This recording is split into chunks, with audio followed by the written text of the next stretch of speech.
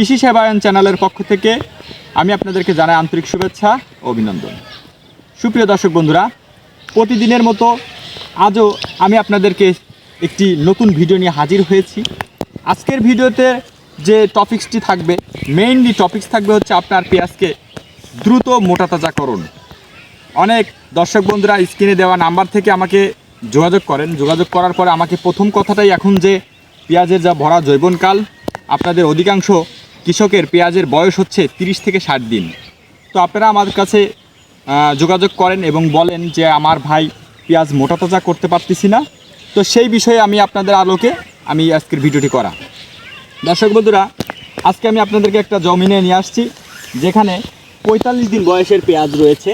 দেখতে পাচ্ছেন এখানে 45 দিন বয়সের পেঁয়াজ, মোটামুটি একটা স্ট্যান্ডার্ড আছে, মাত্র একটি স্প্রে করা হয়েছে। তো এরকম যাদের 45, 50, 60 দিন বয়স পেঁয়াজের, তারা কিভাবে তাদের পেঁয়াজটিকে দ্রুত মোটাতাজা করবেন এবং কি কি প্রয়োগ করবেন সেই বিষয়ে কথা বলবো।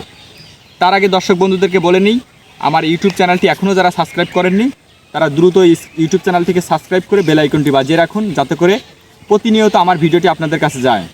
চলে আসি মূল টপিকসে। দর্শক বন্ধুরা, এই প্রথম যে আমরা ডোজ দিয়েছিলাম সেটা গাছটাকে মাটির সাথে সেট আপ করতে, এবং তার মধ্যে ছিল কিছু ছত্রাকনাশক আর হচ্ছে আপনার পচন ঠেকানোর জন্য কিছু ওষুধ দিয়েছিলাম। এবার আমরা দ্বিতীয় স্প্রেতে গাছটার এখন কিন্তু মোটামুটি পাতাগুলো সবুজ এবং আগামরাটাও কিন্তু অনেকটা কম। তো এই সিচুয়েশনে গাছটাকে এই যে স্টোরেজ দেখতে পাচ্ছেন, পাতার সংখ্যা বাড়াইতে হবে এবং গাছটাকে দ্রুত মোটাতাজা করতে হবে। তাই সেই কারণে গাছের এই 30 দিন বয়সে আমি যে স্প্রেটি করব, অর্থাৎ দ্বিতীয় স্প্রেটি যেটা হবে এবং তৃতীয় স্প্রে কি হবে এবং এর সাথে সাথে আরও কি কি স্প্রে প্রয়োগ করব সেটা বলে দিচ্ছি। তো এই গাছটাকে মোটাতাজা করার জন্য প্রথমে আমি যেটি ব্যবহার করব সেটা হচ্ছে ম্যানকোজেব গ্রুপের ছত্রাকনাশক। তার সাথে আমাকে প্রয়োগ করতে হবে পিজিআর। এছাড়াও আমরা আরেকটি আধুনিক ওষুধ দিব যাতে করে গাছটা পাতার সংখ্যা বাড়ে এবং আরও সুস্থ সবল হয় এবং মোটা হয়।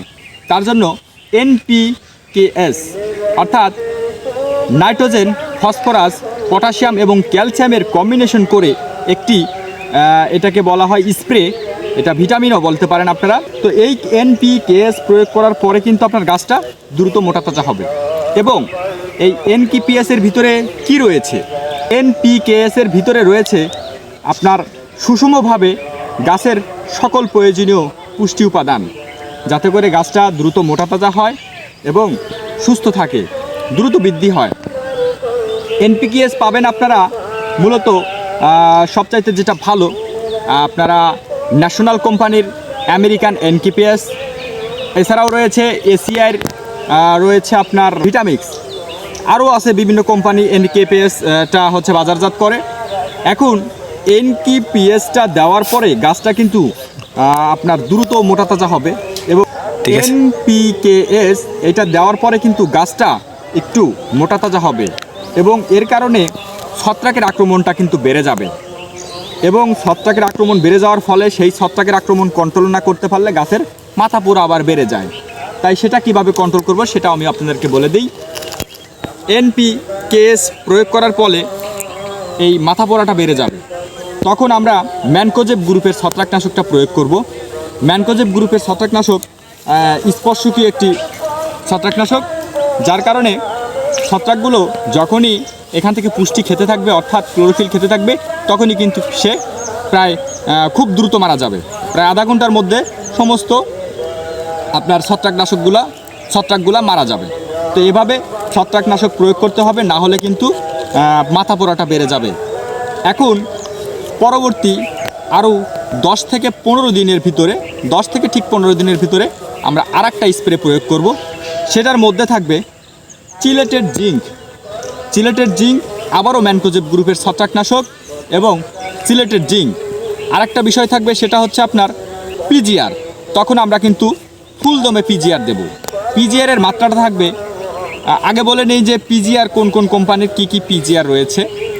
পিজিআরের ভিতরে আছে বায়োফার্টি, এসিআই কোম্পানির এসিআই ফার্টিলাইজার এটা হচ্ছে বাজারজাত করে থাকে।